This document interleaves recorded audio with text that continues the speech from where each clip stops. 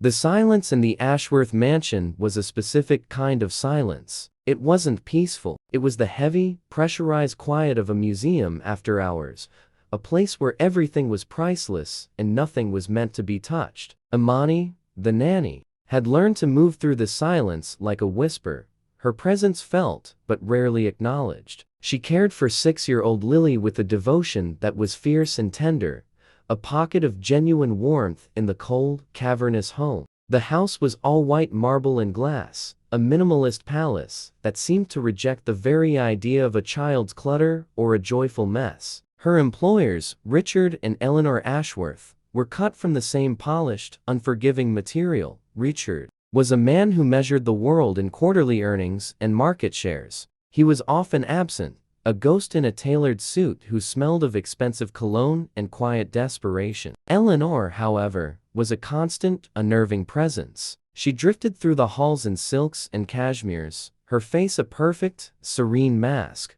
that concealed a profound and chilling condescension. She never raised her voice. She didn't have to. Her disapproval was an art form, delivered in the slight arch of an eyebrow, the delicate purse of her lips, or a softly spoken word that landed with the force of a slap. "Imani, dear," she would say, her voice like honey laced with ice.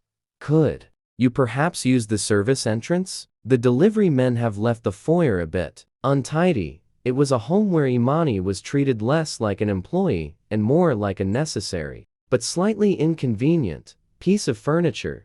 Imani absorbed these small, daily cuts with a grace that the Ashworths mistook for meekness. They saw a quiet, dutiful black woman, efficient and good with their daughter. They saw her simple, neat clothes and her soft-spoken demeanor and filed her away into a neat little box labeled "The Help." They never once thought to look inside the box. If they had, they would have found a mind sharpened by a doctorate in historical linguistics, a heart that had weathered loss and displacement, and a spirit that held languages like jewels. They saw her as a woman who cleaned up spilled juice and sang lullabies, and they never, ever imagined she could be anything more. They didn't know that the lullabies she sometimes hummed to Lily were old folk songs from the cobbled streets of Leiden, a city she knew better than they knew their own manicured backyard. The announcement of the party arrived like a royal decree. A pair of Dutch investors, Mr. and Mrs. van der Meer, were flying in. They were the final piece of a multi-million-dollar acquisition that Richard had been chasing for over a year. Everything had to be perfect. The house was swarmed by caterers, florists, and event planners, all moving with the frantic energy orchestrated by Eleanor. To her, this wasn't just a business dinner, it was a performance, and she was the director. Imani and Lily were relegated to the background, an inconvenient detail to be managed. "Imani," Eleanor had said, stopping her in the hallway a few days before the event. She held up a single, stark white garment bag. "This is for you to wear on the night of the party. It's a simple uniform. We need to present a professional and cohesive image." Imani took the bag. Inside was a plain, gray dress, the kind of shapeless, functional garment that was designed to make the wearer disappear. It was a deliberate act of erasure, costumed to reinforce her role. Her usual professional attire, tailored slacks and smart blouses, was apparently not subservient enough. Imani looked at the dress, then at Eleanor's perfectly neutral expression, and simply nodded. Of course, Mrs. Ashworth. To fight this battle would be to give it importance, to grant Eleanor the satisfaction of a reaction. Imani's power, for now, lay in her stillness. The day of the party, the tension in the house was a physical thing, a tightening in the air. Eleanor glided through the chaos, a general inspecting her troops. She gave Imani her instructions with chilling precision. "You and Lily will have your dinner in the kitchen at 6 o'clock sharp. Afterwards, you will take her to her playroom. Under no circumstances are you to enter the main living area or the dining room while the guests are present. If Lily needs something, you will use the back staircase and find Maria, the head of the catering staff. You will not speak to me. You will not speak to my husband. You are, for all intents and purposes, to be invisible. Is that clear?" "Perfectly clear, Mrs. Ashworth," Imani replied, her voice even. She held Lily's small hand, the child's warmth a stark contrast to the icy instructions. Lily looked up at her mother, her little brow furrowed. But Imani always reads me a story in the big chair by the fire. Eleanor knelt down, her smile not reaching her eyes. Not tonight, my sweet. Tonight is for the grown-ups. You and Imani will have a special party of your own, won't you? She didn't wait for an answer, rising and smoothing down her silk dress, before turning to the florist with a new set of commands. As the sun began to set, casting long, golden shadows across the sterile white floors, the guests began to arrive. The sound of tinkling laughter and clinking champagne glasses drifted up the back staircase to the playroom. Imani sat with Lily, building a tower of blocks, each one placed with deliberate care. She could hear the muffled cadence of conversations, the superficial ballet of high society. Through the partially open door, she caught snippets of Eleanor's voice, boasting about their new art acquisition, and Richard's, a nervous, booming laugh that didn't sound genuine. Later, as she was tucking Lily into bed, she overheard Eleanor speaking to another woman just outside the bedroom door, their voices low and conspiratorial. The new nanny? Oh, she's fine, Eleanor was saying, very quiet. Good with Lily, which is the only thing that matters, I suppose. It was just impossible to find anyone with the right pedigree, you know, but she's reliable enough. The word pedigree hung in the air, ugly and sharp. It was the language of breeding animals, not hiring people. Imani closed her eyes for a moment, a familiar ache settling in her chest. She took a deep breath, straightened her spine, and finished tucking the blankets around the sleeping child. She was invisible, but she was also a witness. An hour later, a frantic energy began to seep through the house. The calm, orchestrated hum of the party had been replaced by a discordant buzz of anxiety. Imani, tidying the playroom, could hear raised voices from downstairs. Richard's tone was tight with panic. She crept to the top of the grand staircase, staying hidden in the shadows of the upper landing. The scene below was a tableau of social disaster. The caterers were frozen in place. The other guests were whispering amongst themselves. In the center of the room stood Richard and Eleanor Ashworth, their faces pale. Opposite them were the guests of honor, Mr. and Mrs. Van der Meer. Mr. Van der Meer, a tall, imposing man with silver hair, was speaking in rapid, clipped Dutch, his face a mask of stern disapproval. His wife stood beside him, her arms crossed, her expression one of deep offense.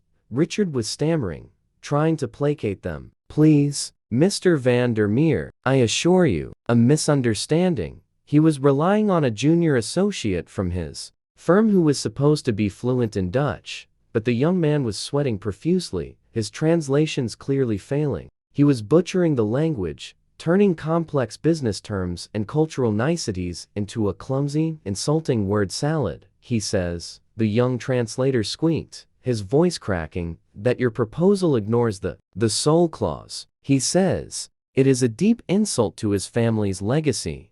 The soul clause? What the hell is a soul clause? Richard hissed under his breath. To the Van der Meers, he just smiled a wide, terrified smile. A beautiful tradition. We honor it. We absolutely honor it. It was clear they didn't understand. Mr. Van der Meer let out a short, frustrated sigh and turned to his wife, speaking in Dutch too fast for the young translator to even pretend to follow. Imani, hidden in the shadows above, understood every single word. Dies mensen zijn dwazen, Mr. Van der Meer said, his voice laced with contempt. These people are fools. They see the numbers on the page, but they do not see the history, the hands that built this company. They want to buy our legacy, but they disrespect it in the same breath. This is a waste of our time.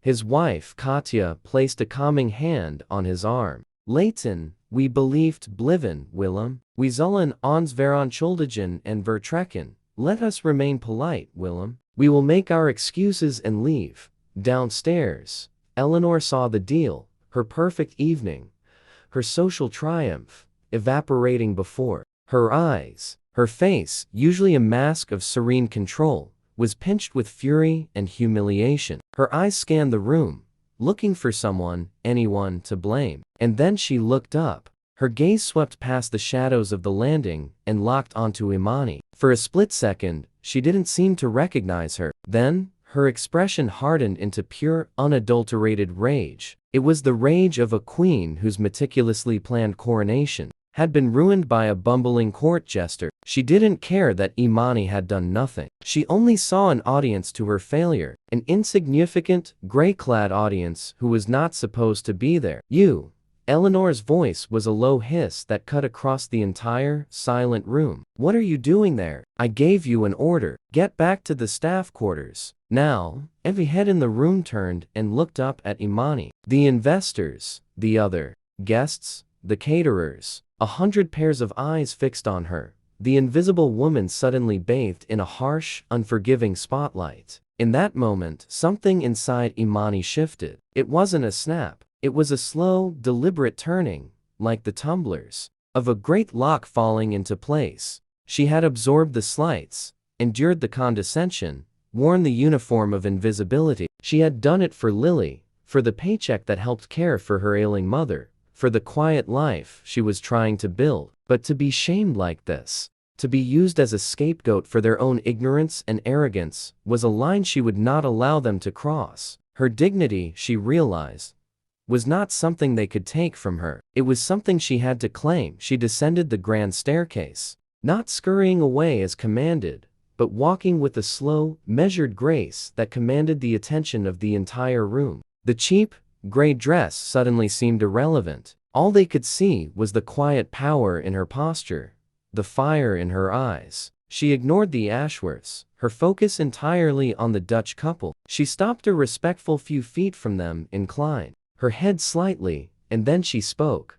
The words that came out of her mouth were not the soft, hesitant English the Ashworths were used to. It was Dutch, fluent, formal, and impeccably accented. The Dutch of academia, of boardrooms, of old, respected families. Meneer en mevrouw van der Meer, minno pracht excuses voor die onderbreking en voor het misverstand dat vanavond is ontstaan. Mr. and Mrs. van der Meer, my sincerest apologies for the interruption, and for the misunderstanding that has arisen tonight. The room froze. It wasn't just silence. It was the complete and utter cessation of all sound, all movement, all thought. Richard Ashworth's jaw hung open. The young translator looked like he had seen a ghost. And Eleanor. Eleanor's face was a priceless canvas of shock, disbelief, and dawning horror. It was as if her dog had just stood up and recited Shakespeare.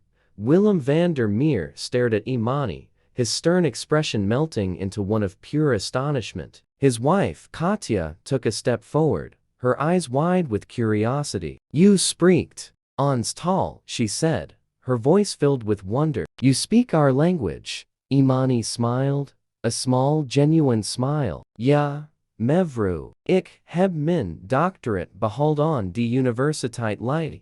Yes, ma'am. I earned my doctorate at Leiden University, the name of the most prestigious university in the Netherlands, landed in the silent room like a thunderclap. The Van der Meers exchanged a look of profound respect. This wasn't just a woman who knew a few phrases. This was a scholar. Imani continued, her voice calm and clear, the Dutch flowing from her like music. She didn't defend the Ashworths. She didn't make excuses for them. She simply and elegantly explained the cultural context of the Zielklausel, the soul clause. She spoke of its roots in Dutch commerce, where a company's history and the well-being of its long-term employees were considered a tangible asset, a part of its very soul that could not be stripped away for profit. She explained that it wasn't a financial term, but a covenant of respect. She spoke with an eloquence and depth of understanding that made the Ashworth's clumsy attempts seem like a child's scribbles next to a master's painting. As she spoke, the Van der Meers listened, captivated. They nodded, their expressions softening from offense to understanding, and then to deep admiration. Willem van der Meer looked from Imani to Richard Ashworth, and for the first time that night, he smiled, though it was a smile filled with irony. When Imani finished, A profound quiet settled over the room once more. It was a different kind of quiet now. It was the silence of awe, of a world turned completely upside down. Katja van der Meer stepped forward and addressed Imani directly, her voice warm with respect. Wie bent you? She asked simply. Who are you? Before Imani could answer, Eleanor finally found her voice, though it was a choked, strangled thing. She's the nanny. The words were meant to be a dismissal, a final, desperate attempt to put Imani back in her box. But in the new context of the room, they sounded utterly absurd, pathetic. Katja van der Meer's gaze flickered to Eleanor, a flicker of pure ice, before returning to Imani, her expression softening once more. She switched to flawless English, her voice carrying across the room for everyone to hear. A woman with a doctorate from Leiden, working as a nanny? Forgive me, she said, her eyes boring into Eleanor and Richard, but that seems like a profound failure of recognition on your part. The public humiliation was complete. It was quiet, it was polite, and it was utterly devastating. Richard Ashworth looked as though he might physically collapse. Eleanor's face had gone from shocked white to a mottled, furious red. She had tried to make Imani invisible, and in doing so, had made herself and her husband look like the biggest fools in the room. Willem van der Meer stepped forward. He ignored the Ashworths completely. He looked directly at Imani. Miss Imani, she supplied, her voice steady. Imani, he repeated, testing the name. My company is opening its North American headquarters next month. We are in need of a director of cultural and corporate relations, someone who understands the nuances between our worlds, someone who can bridge the gap that, as we have seen tonight, can be disastrously wide. The position comes with a significant salary, benefits, and a level of respect that you are clearly owed. It is yours, if you would like it. The job offer hung in the air,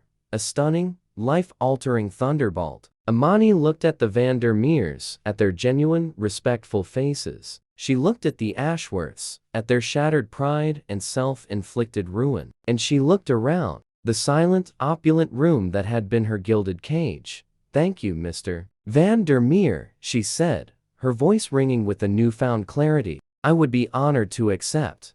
Then, she turned to the Ashworths. There was no anger in her eyes, no triumph. Only a calm, quiet finality. Mr. and Mrs. Ashworth, I am resigning my position. For Lily's sake, I will stay until the end of the week to help with the transition. After that, my services will no longer be required. She didn't wait for a response. She simply turned and walked back up the grand staircase, her back straight, leaving behind the wreckage of a party and the smoking ruins of two people's colossal arrogance. The last few days at the Ashworth mansion were surreal. The silence returned, but it was now heavy with shame. Eleanor stayed in her room, unwilling or unable to face Imani. The power dynamic had been irrevocably shattered. It was Richard who finally approached her on her last day, as she was packing her small bag in her room. He looked older, diminished. Imani, he began, his voice hoarse. There are no words. How we treated you. It was inexcusable. He held out an envelope. This is a severance check. It's 10 times what we owe you. Please. It's not a bribe, and it's not an apology, because money can't apologize. It's a restitution. A small one. Imani looked at him, truly looked at him, and saw not a millionaire titan, but a flawed, broken man who was, for the first time, seeing the world beyond his balance sheets. She took the envelope. Thank you, Richard, she said, using his first name for the first time. It was a small act, but it signaled that they were now, and forever would be, equals. Her last goodbye was with Lily. The little girl cried, wrapping her arms tightly around Imani's legs. Don't go, Imani, she whispered. Imani knelt down, her heart aching, and hugged the child tightly. I'm not going far, she whispered back, and we can still see each other. True friends always find a way. She promised to visit, a promise she fully intended to keep. Not for the Ashworths, but for the little girl who had been the only source of light in that cold, empty house. 3 months later, Imani walked through the glass doors of the Van der mere North American headquarters. She was dressed in a beautifully tailored suit, her hair styled elegantly, a leather briefcase in her hand. She strode through the bustling, modern office, greeting her new colleagues with a confident smile. Her office was on the top floor, with the panoramic view of the city. As she stood looking out the window, she thought of the Ashworth mansion, a sterile white box far below. She had not been diminished by their smallness. She had simply been waiting for the right moment to reveal the vastness of the world. She carried inside her. She had not needed to shout to be heard. She had simply spoken her truth, in a language they couldn't understand, and in doing so, had taught them the universal language of consequence. True wealth is never about what you own, it's about who you are. And true power is not about controlling others, but about owning your own dignity, even when the world tries to strip it away. In the quietest corners, in the most overlooked people, often lies a strength that can shatter empires of arrogance with a single, well-spoken word. The most profound justice is not loud and vengeful, but quiet and transformative, leaving the ignorant frozen in the silence of their own making, while the worthy walk away into the dawn of a new life they built for themselves. Thank you for watching. If you were moved by Imani's story of hidden power and quiet justice, subscribe to our channel for more tales that remind us that character will always outshine privilege, and truth will always have the final say.